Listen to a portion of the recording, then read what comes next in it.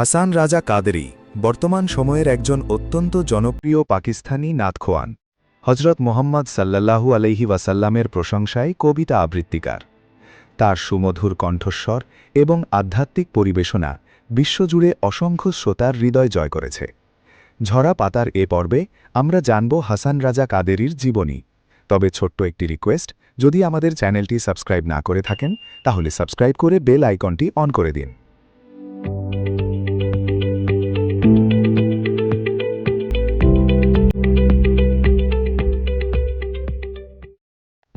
তার সম্পূর্ণ নাম মোহাম্মদ হাসান রাজা কাদেরী।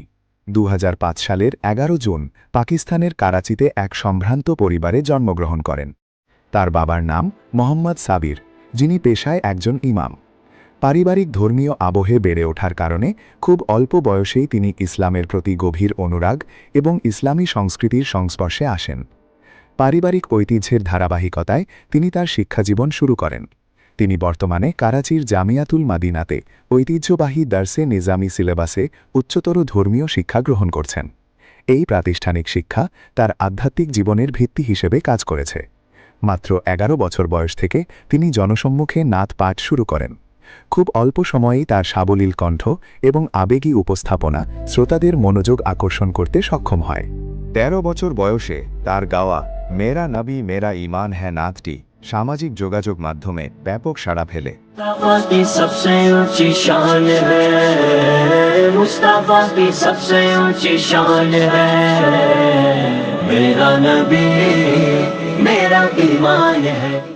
মোহাম্মদ হাসান রাজা কাদেরী শুধু উর্দুর মধ্যেই সীমাবদ্ধ নন, তিনি পাঞ্জাবি, আরবি, ফার্সি, হিন্দি এবং ভোজপুরি ভাষাতেও সমান দক্ষতায় হামদ ও নাত আবৃত্তি করেন। তার এই বহুভাষিক সক্ষমতা তাকে পাকিস্তান ছাড়িয়ে ভারত ও বাংলাদেশের মতো দেশগুলোতেও বিপুল জনপ্রিয় করে তুলেছে। তিনি আধুনিক ডিজিটাল প্ল্যাটফর্মের সদ্ব্যবহার করে তার কাজগুলো পৌঁছে দিচ্ছেন বিশ্বজুড়ে।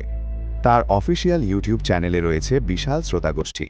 এছাড়া স্পটিফাই, অ্যাপল মিউজিক এবং অ্যামাজন মিউজিকের মতো প্ল্যাটফর্মগুলোতে তার গাওয়া অসংখ্য নাত ও নাশিদ নিয়মিত স্ট্রিম হচ্ছে। তার জনপ্রিয় ট্র্যাকগুলোর মধ্যে উল্লেখযোগ্য হল সাহারা চাহিয়ে, তেরে কাদমোं में आना मेरा काम था, খুদা কা নূর হ্যায় গালিব। বর্তমানে তিনি পাকিস্তানের প্রধান প্রধান মাহফিলে নাত অনুষ্ঠানে আমন্ত্রিত শিল্পী হিসেবে নিয়মিত অংশ নিচ্ছেন। তরুণ বয়সেই সাফল্যের উচ্চ শিখরে পৌঁছে যাওয়া মোহাম্মদ হাসান রাজা কাদেরী আজ বিশ্বজুড়ে আধ্যাত্মিক চেতনার এক অনন্য কণ্ঠস্বর। তার জীবন থেকে আমাদের শিক্ষা হল, আমি যদি ভালো কোনো কাজে শ্রম দেই তাহলে সফলতা আসবেই, আমাকে ধৈর্য হারা হলে চলবে না। আল্লাহ তাআলা তাকে আরও বেশি থেকে বেশি দিনের খেদমত করার তৌফিক দান করুন। আল্লাহ হাফেজ।